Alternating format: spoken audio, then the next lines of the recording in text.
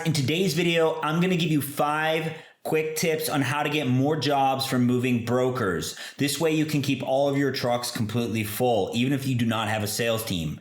Before we jump into this, it is important for you to know that MoverXpro 360 does have a load board that can help you find brokers to get more jobs. So if you're looking for jobs, go sign up for MoverXpro 360 load board if you don't already have it, and go find some new brokers. You can get every type of job. If you're just doing deliveries, or if you're looking for full jobs, maybe you want some freight jobs, HHG jobs, auto transport, the load board's set up so you can find everything. There's also a good rating system and a way to communicate with the companies and also send and receive jobs so you're protecting yourself and doing all the paperwork proper. So it's at MoverXpro360.com. Go check it out, sign up. You can get a free trial. It's included with the full CRM.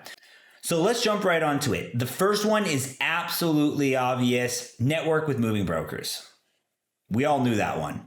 Make sure you have a very large network of moving brokers to work with. If you do not make it a large network, you're probably not going to get a lot of jobs. If you're relying on a few key brokers to fill up your board, you might find yourself in some trouble. If one of these brokers go out of business or they find a company that they like better, you might start receiving less and less jobs. And this is going to cost you, financially, especially if you have a lot of overheads and taking care of your trucks. So make sure you go out there, you research, you search the internet, you find new companies constantly. You can go to Google or the DOT site, call them, just give them a quick phone call and say, hey, listen, I see you're a broker. I'm a carrier. We do great work. And everybody that works with us, we got a bunch of recommendations I can give you. Everybody that works with us is very, very happy.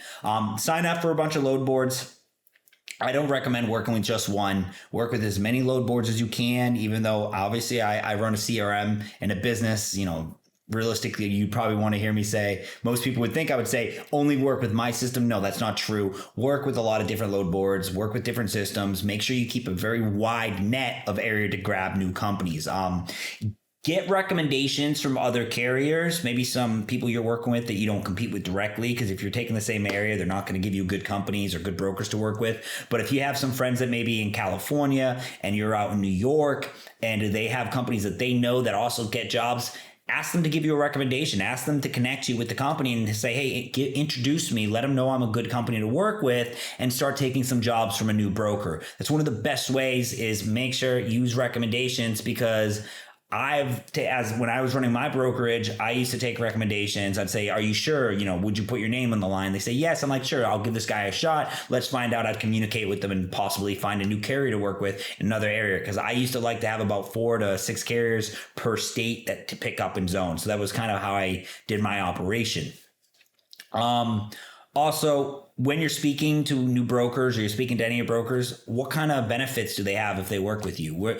And what I mean by this is like a partnership benefit is, if they give you jobs, do you give them anything back in return? I'm not saying, you got to pay them $500 a job, but maybe if you negotiate with the broker, hey, listen, I understand marketing is really, really expensive, but if you can give me 40 jobs a month in these locations, anywhere in these locations, I'll give you guys $5,000 for marketing to help push you so you can push your sales team. Being this type of broker, that does bringing this type of carrier that gives brokers money is going to get you more jobs. And I'm not saying pay them on every job, but just say, hey, listen, marketing is expensive. And it's true. The cost of booking jobs is going through the roof right now. And marketing dollars are very competitive. So the brokers, you might think they make a lot, but sometimes it can be this little money in the end, depending on how successful their sales team is, how they're running the marketing campaign. So if they're able to provide you jobs, set a number and say, if you give me a set number of jobs, I can give you a set allocated money towards your marketing spend, because you're going to make money back. So that's investing a little bit back into your company. That will definitely win you a lot of jobs. And if they're not currently doing that with their other carriers, you're going to jump right to one of their top spots, right to one of the most important companies. Now, let's jump into the next thing. Do a good job. That seems pretty obvious, but believe it or not, a lot of companies do not do a good job, and the brokers take note. Make sure you provide quality service, you pack correctly, wrap the items good, stack the trucks right, make sure you decrease the damages, be on time for those pickups. Don't have the broker stressing out, hey, where's my carrier? Why is my carrier late? Be on time for those pickups and deliver as fast as possible. if you're good at doing this, and you do good work, brokers are going to call you more. They're not just going to call you more. They're going to give you their better jobs. There's two types of people you can be. Either you can be the cheap company because you go really cheap for them and you do bad work, or you can be the good quality company. Be the good guy that they work with. Brokers will give you more jobs. Yes, you might lose a few small jobs here and there, but trust me, in the end, you're going to get a lot more jobs. Do not do jobs that you cannot perform correctly, because this is going to make you have problems. And what I mean by that is, if a job is 10 hours from your location, it's just not easy for you to get there. You're going to have to bump their day, or you might not have another job. It just doesn't work with your route. Or maybe it's going to an area they don't have someone that you can get to deliver it, or you can't deliver it yourself. Do not do that job. Just tell them, no, I don't want this job. Obviously, taking jobs in tough areas might win you some more jobs. They're gonna be like, hey, this carrier of mine, they do jobs in this area that nobody does, and you can kind of use that to negotiate to get more jobs. Yeah, I'll take this job way out here, and I'll use an example. In Miami, nobody wants to go to the Keys. Nobody. So if you're willing to do a job in the Keys, you can probably get a few other jobs elsewhere in Florida that you're looking for, because, hey, I'll take that Keys job, but I need a bunch of other jobs. What else do you have on the board that you can give me? I want something big because I'm driving way to the Keys where I don't want to go. So you can use that to negotiate, but don't just do it without the negotiations. So yes, you can take some jobs that are kind of out of the way, but make sure there's some sort of benefit for you and there's some sort of negotiation when doing so. Don't just take jobs that are everywhere because you want as many jobs as possible and then not be able to perform them. Also, do not overwork your guys. If you're overworking and overdoing jobs, you're making your guys do 3 jobs in a day, and you have a 1,800 cubic foot truck and you're trying to put 2,200 cubes, and you take 2,200 cubes of work, or, you're expecting your guys to do a full trailer at 3 different locations in the same day. That's not going to work right. It's going to cause problems. You're not going to do a good job, and those brokers are going to take notice, and they're going to stop working with you because they're getting a lot of problems. When their phones start ringing, they start hating, and that's just how it works. If the broker gets a call, they get frustrated. Trust me, when I was running a large brokerage and my sales guys would come into my office and they'd be like, oh my God, there's a problem. My phone's blowing up. I would be like, what's going on? And then I would speak to my customer service. I'd say, why is my sales guy having a problem? Why is he getting calls from our customer? And then the next thing I know, like, let me ask you, how often does this happen? Oh, it's happened 3 or 4 times. I'd be like, okay, drop that company. Don't work with them. I will not accept this type of problem. Find somebody that's going to perform the moves good and communicate, do the job right. And speaking of this, doing the job right, most important part is communication. That is number 3. Communicate with your customers and provide exceptional customer service. If a broker is doing a lot of your customer service for your customers, they're not going to want to give you more jobs. Customer service costs them money. Them having to do customer service means they're going to have angry customers most likely, which is going to lead to bad reviews, which is going to make it harder for them to book jobs, which means less money for the company. So why are they going to continue to work with you?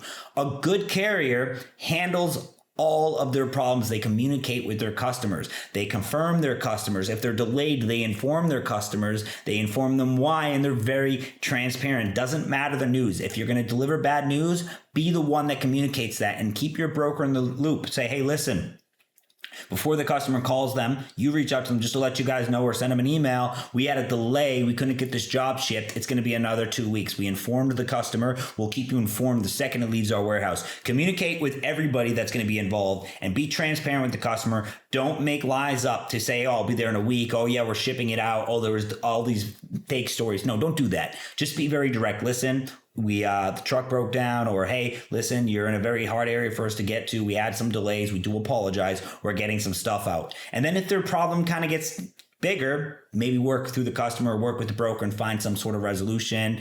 Resolutions I used to give was, hey, we do apologize. We'll give you $100. We'll do this. We'll do that. Something small, nothing crazy, just enough to keep reviews from getting bad, because I wanted to make sure that everything went good. So that's kind of what I mean by communication. It's always good to keep a good communication channel open. And one of the ways you can do that is working with a good CRM. MoverXpro, the system that we develop, has a ticketing system, and you need to have a ticketing system if you want to never forget stuff. And trust me, companies that work off a ticketing system, you can always tell. I used to only want to work with carriers that had ticketing systems, so we had a better chain of communication. I could open up a ticket, they could send a response to me, vice versa. They would send us a ticket if they needed communication, and we actually had this great channel of communication open. So yeah, if you work with a system like MoverXpro, you can keep a ticketing system, running your operation, and you'll never forget a customer. You'll never drop a problem, so your communication will be absolutely A plus. So make sure you work on something with the ticketing system. The next one, build a strong online presence. And what I mean by this is get customers to give you good reviews. Brokers want to work with companies that have good reviews. If they give a job to you and the customer receives the bill of lading with your name on it, they might look your name up. And if you have a bad reputation or no reputation, they might ask this broker, why'd you give me this company? I don't want to work with this company. I want to cancel. And then they're going to pull that job from you, or they're going to lose a job because of your reputation. So it's very, very important you keep a good reputation online, and with a good website, good reputation. So when you get a customer, this doesn't happen. Brokers will feel a lot more comfortable giving you jobs if you look good, because then they can say, look, we only work with good companies because you have a good reputation. You have an A+ on the BBB. Even though I hate the BBB, if you had that, that works. There's other ways to do it. I mostly would focus on Google. I would focus with a lot of review sites. And I was very, very focused with, a very, very, very good website. The only reason I hate the BBB is I hate anything that charges you just to get an A rating or anything. So me personally, I stick with the things that are free. You can stick with the things that are free to build that online presence. But having a good online presence is going to get you more jobs. Definitely 100%. The last pointer I'm going to give you, number 5, you and your broker are a team. Make sure you act like a team. Do not throw your broker under the bus if an issue happens, even if it's the broker's fault. Make sure you call them, you get the customer, you call them, and you communicate, and you find a resolution. Do not throw them under the bus. I'll give you an example of this. You show up and there's additional items. That's a very realistic thing that can happen for any company. The customer gets very upset. You say, well, they should have done this, they should have done that to avoid this. That's not the right way. I'm not going to give you this and that, what it is, whatever they want to say. They should have done this, they should have done A, B, C, D, but this is what it is, you got to pay, blah, blah, blah, blah, because you don't want to deal with the problem. You just want the customer to pay, and you can continue and go to your next job. That is a bad carrier. A good carrier would say, well, let's find out what happened. Reach out to the broker. Hey, listen, we're here. They have 25 items additional. Your original inventory was 75 items.